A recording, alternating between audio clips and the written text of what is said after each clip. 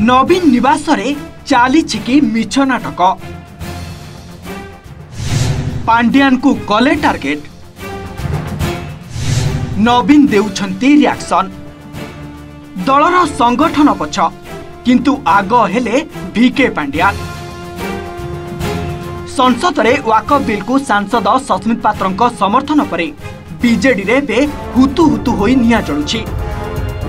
आउ सेई निया रे घियो डालिछंती खोद बीजेडी सभापति नवीन पटनायक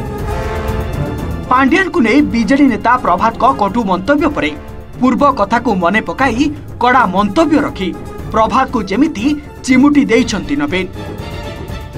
आउ मने पकाई देइछंती पुरुना से घार अदेखा दरज that Shri Prabhat Tripathi, ex-MLA, was expelled from the Biju Janata Dal some years ago because he was indicted in the chit fund case and has spent some years in jail. I want to clarify again that he doesn't belong to the party. प्रभात को प्रति नवीन को एही कटु मंतव्य परे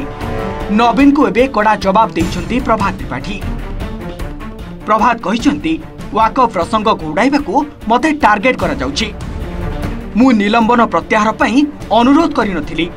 chit fund case विचाराधीन अछि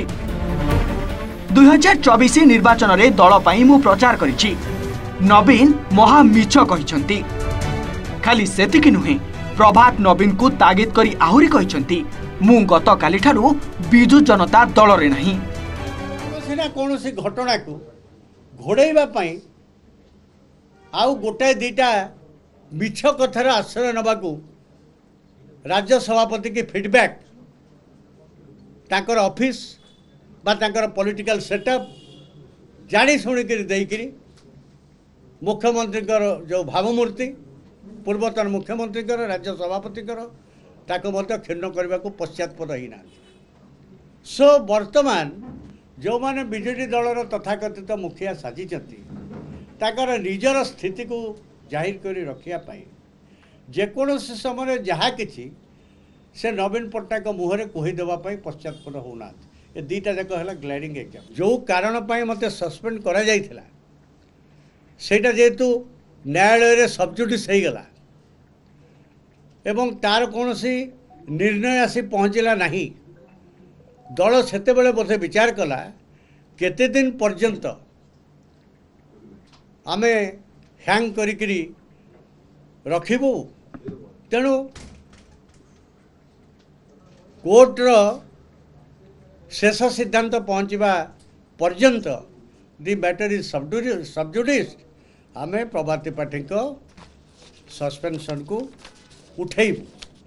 यही विचार रे बोध हुए मु क्या दरखास्त भी लिखिकी जिते दे नी पार्टी रे सो मोटो दलर आवश्यकता को भित्ति कर ए विषय में बहुत चर्चा तर्जमा हो जाइए सभापति जेहेतु एक कथाटी रेफर करते प्रभात त्रिपाठी बीजेडी दल रे नाहंती कहीकि गोटे बहुत बड़ घटना जहाँ को केंद्र करी ओडिशा उठुची पड़ुची ताकू गौण करदेवा केते दूर युक्तियुक्त आपण मैंने विचार कर इश्यूटा कौन इश्यूटा जो माइनर आपण मानकर वाकफ आमेंडमेंट बिल आसिक पहुँचला भोटिंग पाई राज्यसभा जी वर्तमान सबुठू द्वितीय क्षमता केंद्र बोली बहुल भाव में चर्चा होची सी जिते बड़े 1924 मसीहा निर्वाचन पचारे जाइकी पहुँचुले से गोटे निर्वाचन सभा मो सपक्ष वक्तव्य देते मोर बिना उपस्थित मु नथिल तेबे पांड्यान को नहीं प्रभात को कड़ा मंतव्य पर चिहिकी उठिछंती नवीन दल भीतर कंदल को समाधान करने परिवर्ते ओलटी पांड्यान को सपोर्ट करी नेतांको उपरे झाड़ीछंती राग भुवनेश्वर कैमरामैन स्मृति सह जगदीश दास का रिपोर्ट ओटीवी।